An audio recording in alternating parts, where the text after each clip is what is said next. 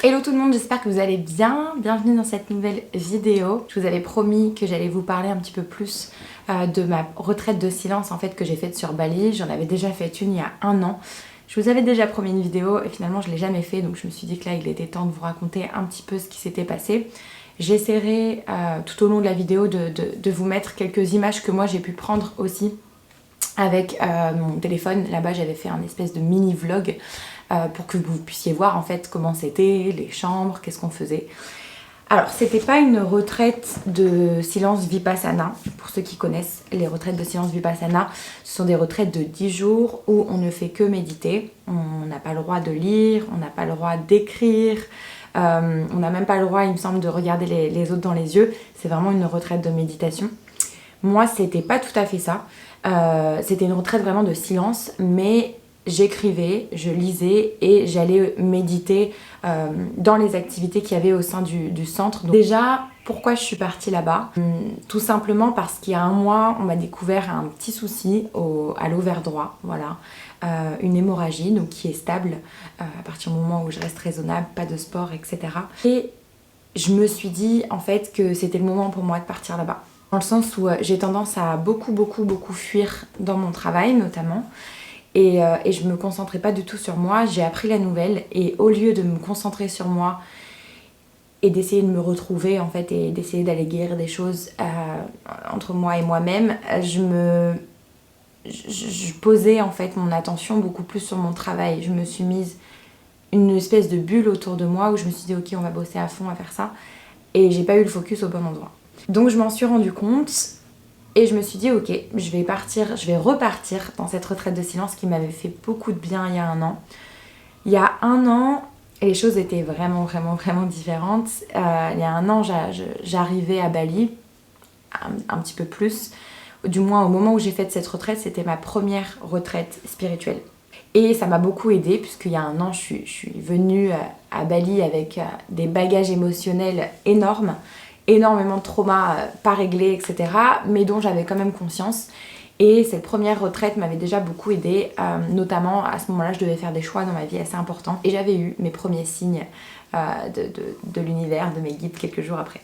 Là, en revenant là, je m'attendais justement au même type de ressenti, dans le sens où à la même paix intérieure quelque part. Et je suis volontairement partie toute seule les premiers jours. En gros, pour vous expliquer un petit peu, j'ai senti vraiment un appel parce que j'ai un peu pété les plombs. J'ai dit à Chris, franchement, là, j'en peux plus. Le travail, tout, enfin, c'était un tout. Pour ceux qui le savent, je suis aussi à l'heure où je vous parle, voilà, je sais pas à quel moment vous regarderez cette vidéo, mais du moins à l'heure où elle sera postée, je suis encore en liquidation d'une de mes sociétés à côté.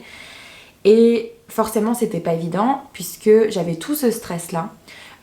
J'ai la liquidation de cette société, j'ai mon ovaire droit qui pète, enfin voilà, plein de choses. Plus la société avec Chris qu'on a en commun aussi, où certes ça me génère beaucoup moins de stress, mais il y a des responsabilités derrière. Et là j'ai dit à Chris, j'en peux plus, je craque et je pense que ça y est, c'est le moment, il faut que je reparte en retraite de silence toute seule. Et donc il m'a dit ok, suis ton cœur, écoute-toi, c'est le plus important, si tu sens que t'en as besoin, fais-le. De toute façon Chris il est très compréhensif par rapport à ça. Et même en plus, je sais pas comment expliquer, mais ce qui était assez intéressant c'est que c'est quand même le chakra sacré, c'est les ovaires, c'est les organes génitaux, et ça voulait dire beaucoup de choses pour moi, dans le sens où ça voulait dire un petit peu aussi m'approchez pas, laissez-moi seule, laissez-moi tranquille. Et c'était exactement ce que je ressentais à ce moment-là, puisque même avec Chris, j'étais très sauvage, je ne voulais pas, je voulais à peine qu'il me touche, etc. C'était vraiment comme si c'était construit une espèce de bulle de protection. C'est rigolo, mais j'ai l'impression que dès que ça touche cette partie-là, et je pense qu'il y aura des mamans qui vont me regarder, vous me direz si c'est le cas pour vous, c'est comme si on protégeait quelque chose. Alors quand on a un bébé dans le ventre, d'autant plus, mais il y a vraiment un truc qui est extrêmement fort à ce niveau-là. Et de toute façon, moi je dis souvent que l'utérus pour une femme, c'est la source de manifestation première en fait, c'est une source créatrice, donc c'est extrêmement puissant. Et bref, donc je suis partie 3 jours toute seule, ça m'a fait énormément de bien, j'ai même pas de mots. Pour être complètement honnête, j'avais coupé mon téléphone En fait, je me suis... on aime bien dire ça avec Chris, on s'est envoyé. Quand on se dit qu'on s'est envoyé, c'est que vraiment on y va dedans, on va profond, on va chercher les traumas, on n'a pas peur, on plonge en fait. Ben moi, c'est un petit peu ce qui s'est passé parce que au niveau de mon chakra sacré, il était complètement déséquilibré finalement. Le fait qu'il se passe ce genre de choses, c'est jamais anodin. Et aussi, il y avait pas mal de choses à aller voir. Il y avait pas mal de traumas sexuels notamment, pas mal de choses de cet ordre-là que j'avais jamais voulu aller voir, dont j'étais consciente, mais que j'avais un petit peu enfoui. Et là, il était temps de les déterrer et pas de les laisser sous terre, puisque de toute façon, ça finit toujours par ressortir. Voilà, j'ai bien pleuré, j'ai beaucoup écrit, j'ai beaucoup médité, et en fait, j'ai été tellement remuer ce chakra-là que mine de rien, avec le chakra racine, c'est des chakras qui nous ancrent quand même. Enfin, beaucoup même. Et donc c'est un petit peu aussi nos chakras de la sécurité quelque part, des émotions.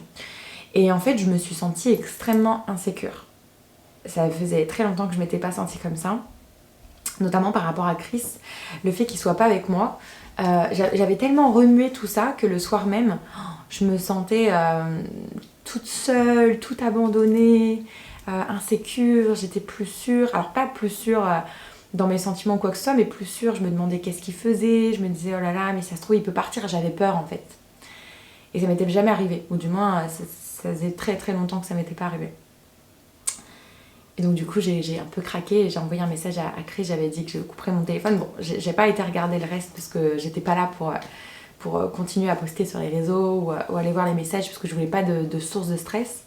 Mais j'ai senti le besoin en fait de lui envoyer un message à ce moment-là. Donc déjà, bon, ça m'a rassurée, c'était cool, et je pensais pas en fait dès le premier soir que ça allait autant me travailler. Et pendant les 3 jours comme ça a été comme ça. J'ai beaucoup lu, en plus ils avaient une espèce de grande bibliothèque, j'ai énormément lu. Et j'ai beaucoup lu de choses, notamment sur les chakras, comment les rééquilibrer. Et ça me faisait beaucoup de bien aussi le matin en fait. On se réveillait, il me semble que ça sonnait à 6h. Alors ça a un petit peu changé par rapport à l'an dernier. L'an dernier, le gong sonnait à 5h. Et on devait être en cours de méditation à 5h45. Et là, c'était, il me semble que c'était à 6h, 6h30. Et on devait être en cours de méditation à 6h45, 7h, quelque chose comme ça. Et donc, moi, le matin, j'allais faire ma méditation, j'allais faire des étirements. Étant donné en plus que je ne pouvais plus faire de sport, ça m'a fait beaucoup de bien de rebouger mon corps. Il y a une technique que j'ai faite, qui est d'ailleurs que je vais vous donner. C'est une méditation de Joe Dispenza, qui a été extrêmement bénéfique, puisque là, à l'heure où je vous parle, je vais à l'hôpital demain pour checker mon ovaire et je le sens bien parce que j'ai plus mal du tout. Alors voilà, j'ose espérer que ça aille, mais normalement ça devrait le faire. J'ai expérimenté une méditation. Je vais vous expliquer un petit peu le principe. En fait, prenez la chose que vous voulez le plus. Moi à ce moment-là, c'était la guérison. Donc j'ai écrit un G et je l'ai entouré comme ça, 2 fois, avec 2 espèces de... Vous faites comme des espèces de champs autour. J'ai mis le G et dessous le G, j'ai mis tout ce que ça comprenait. Donc j'ai mis guérir mon féminin sacré, guérir de mes traumas sexuels. J'avais mis pas mal de choses, j'avais mis me retrouver dans ma sexualité, etc. Pas mal de choses beaucoup liées avec cette guérison-là. Créativité aussi, parce que chakra sacré, c'est beaucoup venu réveiller ma créativité. Que j'avais perdue. Sincèrement, je me sentais plus inspirée par rien. Vraiment. Ça m'arrive rarement. Je me sentais plus inspirée par rien. D'habitude, je suis inspirée par tout. Mes voyages m'inspirent, tout. Même ma vie ici, elle m'inspire. Et là, j'avais plus aucune source. J'ai médité là-dessus. Donc j'ai défini d'abord à l'écrit donc, tout ce que ce G comprenait. Et ensuite, en méditation, j'avais juste à penser au G. Je le faisais apparaître dans mon 3e œil. À penser au G, penser à l'émotion que ça allait me faire sentir si j'étais guérie. Et moi je visualisais, moi la scène que je me refaisais souvent, qui était très réelle, c'était on sort de l'hôpital avec Chris et là j'apprends la bonne nouvelle et je suis trop contente, je fonds en larmes d'émotion, etc. Et donc ça c'était l'émotion que je ressentais. Et je la ressentais tellement fort. Je l'ai faite pendant à peu près 10-15 jours, sa méditation, tous les jours. Donc écoutez, je sais pas, j'ai l'impression que je suis guérie, on verra bien demain, mais j'ai l'impression que ça a bien marché. Bon, je suis désolée si jamais vous entendez un peu de pluie derrière, il pleut ici, il pleut très fort. Par rapport à cette retraite de silence, en fait, j'ai beaucoup écrit. Je me suis beaucoup retrouvée. C'est des choses que je ne fais plus beaucoup malheureusement. D'habitude, moi, je suis quelqu'un, j'écris énormément. J'écris tout le temps. J'écris tout le temps. De toute façon, vous devez peut-être le voir aussi sur les réseaux sociaux. J'aime beaucoup écrire, même dans mes posts. Toujours très inspirée par pas mal de choses. Mais là, et là, je me suis remise à écrire vraiment. Ça m'a fait un bien fou. Parce que j'ai commencé à retrouver un peu ma créativité. Et pour vous dire même, je me suis même posée, parce que je suis en projet de création d'oracle. Oui, j'ai retrouvé pas mal de choses que j'avais perdues. Même pour cet oracle-là, j'avais plus d'inspiration. Je savais plus. Voilà, j'étais complètement perdue. Enfin, bref, je ne sais pas quoi vous raconter de plus, mis à part que oui, la nourriture était incroyable. L'endroit est extrêmement calme, c'est paisible, c'est l'endroit parfait. Je sais que je serai amenée à y retourner, j'en suis certaine. Parce que c'est vraiment un endroit pour se retrouver pour moi. Et c'est pas forcément pour fuir, au contraire. En fait, on n'est pas là-bas pour fuir parce que vous êtes complètement face à vous-même, en fait. Vous êtes face à vos traumas, à vos blessures. C'est loin d'être une fuite, au contraire. Donc voilà, ça m'a énormément aidée. Ensuite, Chris est venu me rejoindre parce qu'on avait fait une initiation à la Kabbale. Et voilà, j'étais très très très contente de le retrouver. Honnêtement, si vous avez l'occasion de tester, d'en faire une dans votre vie, faites-le. De toute façon, voilà, je vous mettrai tout en barre d'infos, mais c'est vraiment une retraite qui est incroyable. Et d'ailleurs, la propriétaire est une femme incroyable aussi. Elle s'appelle Patricia, elle est magnifique. Si jamais il y a des questions que vous voulez me poser par rapport à ça, n'hésitez pas à le faire en commentaire. Je vous répondrai à tous, que ce soit en termes de prix, de n'importe quoi. Bon, de toute façon, vous trouverez tout sur le site, mais n'importe quoi d'autre, n'hésitez pas. Je vous fais des bisous. On se retrouve dans une prochaine vidéo.